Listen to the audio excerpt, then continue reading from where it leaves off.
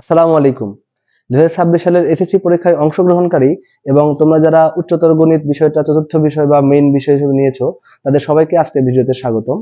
কারণ আজকের ভিডিওটা মেইনলি উচ্চতর গণিতের সাজেশন বিষয়ক একটা ভিডিও, যেখানে আমরা দেখাবো কিভাবে খুব অল্প অধ্যায় এবং তার মধ্যে থেকে স্পেসিফিক কিছু সূত্রের অঙ্ক এবং টাইপের অঙ্ক করে খুব সহজে সৃজনশীল অনেক ভালো মার্ক অর্জন করা যায়। তো আমরা অলরেডি একটা ভিডিওতে দেখাইছিলাম যে কোন কোন অধ্যায় সিলেক্ট করলে আমরা মিনিমাম সংখ্যক অধ্যায় পড়ে সর্বোচ্চ পরিমাণ বা সম্পূর্ণ 100% সৃজনশীল প্রশ্নের উত্তর করতে পারবো। তো সেই অধ্যায়গুলো থেকে আবার কোন কোন টপিক বেশি করে আমাদের পড়া উচিত, যেগুলা আমরা শেষ মুহূর্তে এসে পরীক্ষার আগের দিন বা পরীক্ষার দিন সকালে হালকা পাতলা যেটুকু রিভিশন হোক না কেন সেটা যেন করে আমরা পরীক্ষার হলে যেতে পারি এবং সেখানে গিয়ে এই উত্তরগুলো করে আমরা ম্যাক্সিমাম নাম্বার পেতে পারি। চলো দেখা যাক আমাদের অধ্যায়গুলোতে কোন কোন গুরুত্বপূর্ণ টপিক ছিল।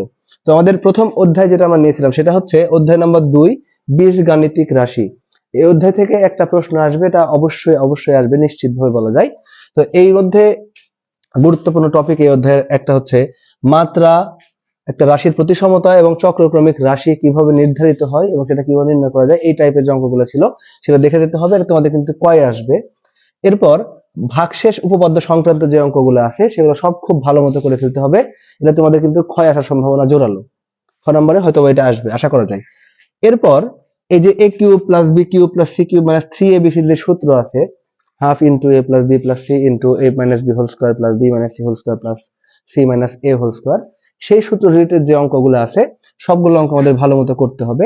এরপরে অবশ্য আমি অনুশীলনের অঙ্কগুলো বলে দিব যে কোন কোন অঙ্কগুলো আমাদের জন্য গুরুত্বপূর্ণ, সেটা আমি দেখাচ্ছি। তার আগে টাইপ গুলো বলছি আর কি। তারপর আংশিক ভগ্নাংশ, এইখানে আমরা এটাতে কিন্তু 5 স্টারও দিতে পারি, মোটামুটি অলিখিত গ্যারান্টি এটা। তার মানে প্রায় 100% নিশ্চিত যে গয়ে আংশিক ভগ্নাংশ থেকেই তোমাকে উত্তর করতে হবে, সবসময় এটাই আসে, তোমাদেরও আসবে, এটা তোমরা নিশ্চিত থাকতে পারো। তাহলে গয়ের জন্য আমরা আংশিক ভগ্নাংশটাকে অবশ্যই করব এবং তার সাথে এগুলাও। মূলত তো কোনোটাই বাদ দেওয়ার সুযোগ নাই, কারণ আমরা অধ্যায় অনেক মিনিমাইজ করে ফেলছি। এর মধ্যে থেকে যদি আমরা আবার বাদ দিয়ে পড়ি তাহলে রিস্ক হয়ে যায়। তবে গয়ের জন্য তুমি নিশ্চিত থাকতে পারো যে এই প্রশ্ন কিন্তু আংশিক ভগ্নাংশ থেকেই আসছে। এখন আমাদের এই অধ্যায়ের মেইন চ্যালেঞ্জ হচ্ছে আমাদের ক আর খ, তার জন্য আমরা এই টপিক গুলো নিয়েছি আর কি। তো এই হচ্ছে মোটামুটি গুরুত্বপূর্ণ টপিক। এখন অনুশীলনের প্রশ্ন যদি আমরা লক্ষ্য করি তাহলে অধ্যায় 2 এর যে অনুশীলনী 2 আছে সেই অনুশীলনীর 12 নম্বর প্রশ্ন, 13 নম্বর, 14 নম্বর এবং 15 নম্বর, এই কয়েকটা সৃজনশীল প্রশ্ন বেসিক্যালি সবগুলাই। তাহলে এই প্রশ্নগুলো যদি তোমরা ভালো মতো করে যাও, এর মধ্যে সৃজনশীলে যে ধরনের অঙ্কগুলো আসে সবই কিন্তু আছে।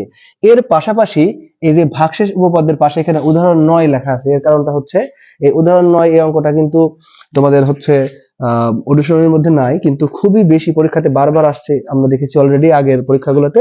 এই জন্য উদাহরণ 9টা আলাদাভাবে দেখে যাবো, যদিও এটা ভাগশেষ উপপাদ্য টপিকের মধ্যেই পড়ে।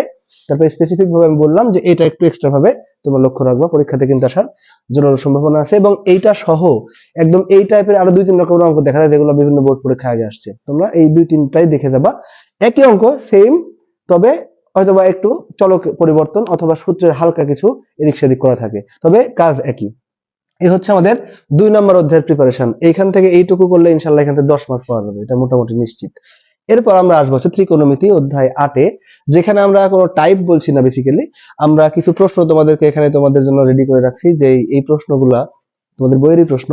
এগুলো যদি একটু ভালো মতো দেখে যাও, মানে ভালো মতো প্রিপারেশন নিয়ে বেসিক্যালি যে যেই কটা প্রশ্ন এখানে আমি দেখাবো প্রত্যেকটা প্রশ্ন যে কিভাবে সমাধান করতে হয় বেসিক সহ ক্লিয়ারলি যদি তুমি করে যাও, মানে শুধু এই কটা মুখস্থ করে যাবা বা আবছা আবছা করে যাবা তেমন না, প্রত্যেকটা অঙ্ক ভালো মতো বুঝে বুঝে করতে হবে। তার মধ্যে একটা ব্যাপার আছে, ধরো এখানে 12 নম্বর আমি একটা প্রশ্ন সিলেক্ট করছি, মনে করো 12 নম্বরের মধ্যে হয়তো 5টা প্রশ্ন আছে, তো সবগুলাই তোমাকে শেষ রিভিশনের সময় তো করা সম্ভব না।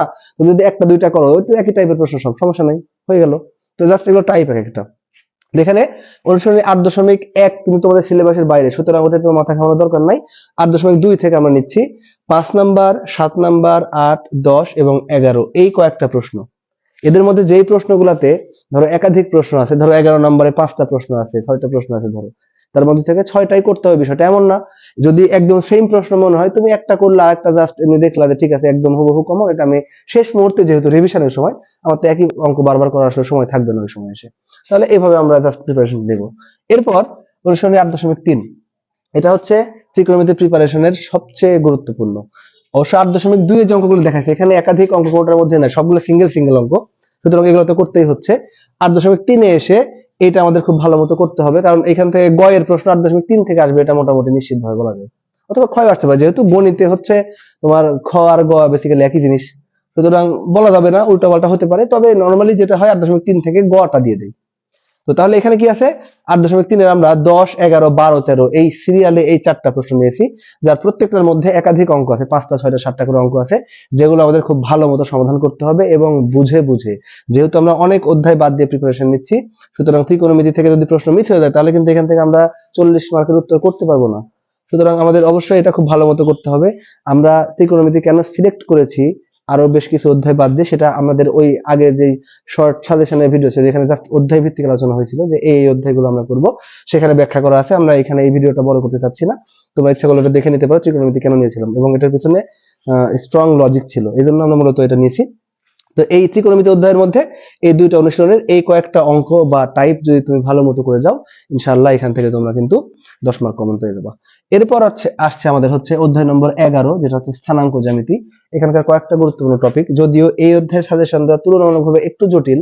এর কারণটা হচ্ছে যেখানে অনেক রকম মানে একই ধরনের ঘুরে ফিরে, কিন্তু তারপরে একটা টাইপ ভিন্ন ভিন্ন কিছু অঙ্ক পাওয়া যায়, যেটা অনেক রকম থাকে, বা একটা প্রশ্ন একটু ঘুরে দিলে তোমাদের কাছে মনে হয় আসলে আলাদা, যদিও আসলে অতটা আলাদাও না।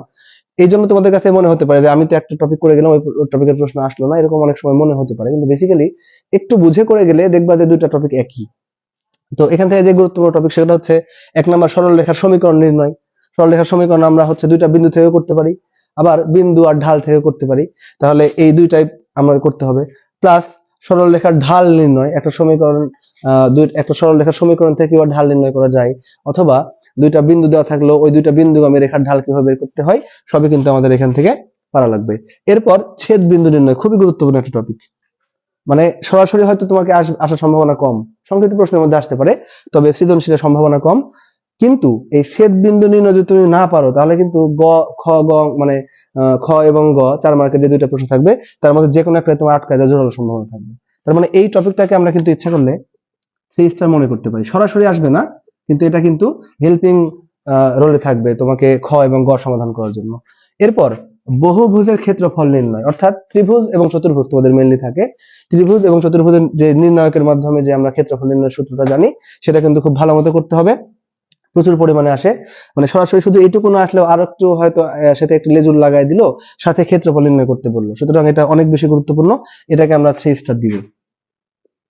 এরপর আমাদের আসবে হচ্ছে যে অনুশীলনী আছে আমাদের মোট 4টা, এর মধ্যে 3টে অনুশীলনী থেকে আমরা মোটামুটি 7-8টার মতো কোশ্চেন এখানে সিলেক্ট করছি, যেগুলো আমরা প্রিপারেশনের জন্য প্র্যাকটিসের জন্য রাখবো।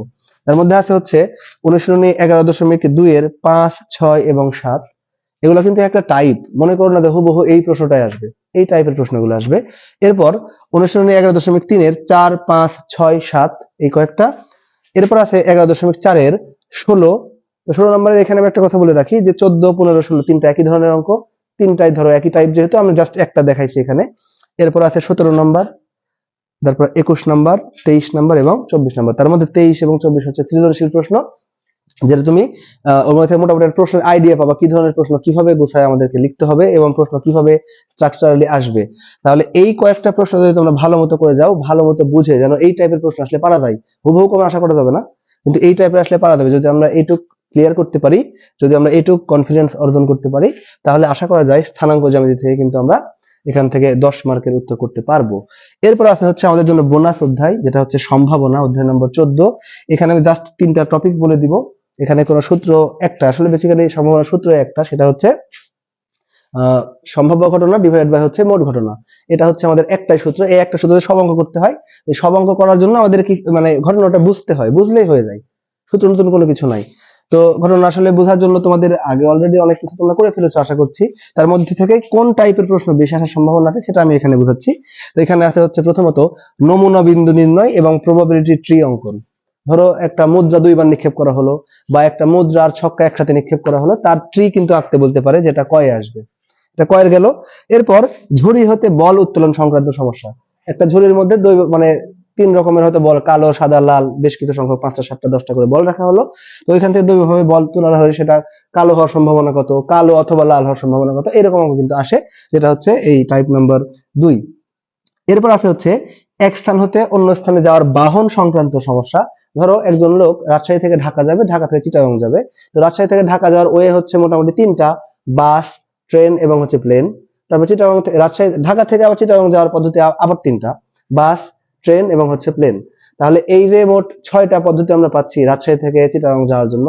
এই মাঝখানে যে কত রকম ভাবে আসলে এটাকে বিন্যস্ত করা যায় এই টাইপের অঙ্ক কিন্তু পরীক্ষাতে এসে থাকে। তাহলে এই কয়েকটা জিনিস যদি ভালো মতো বুঝে করো, তাহলে যদি এই প্রশ্নটা একটু ঘুরে ফিরে অন্যভাবে দেয় তোমাদের সমস্যা হবে না আশা করি।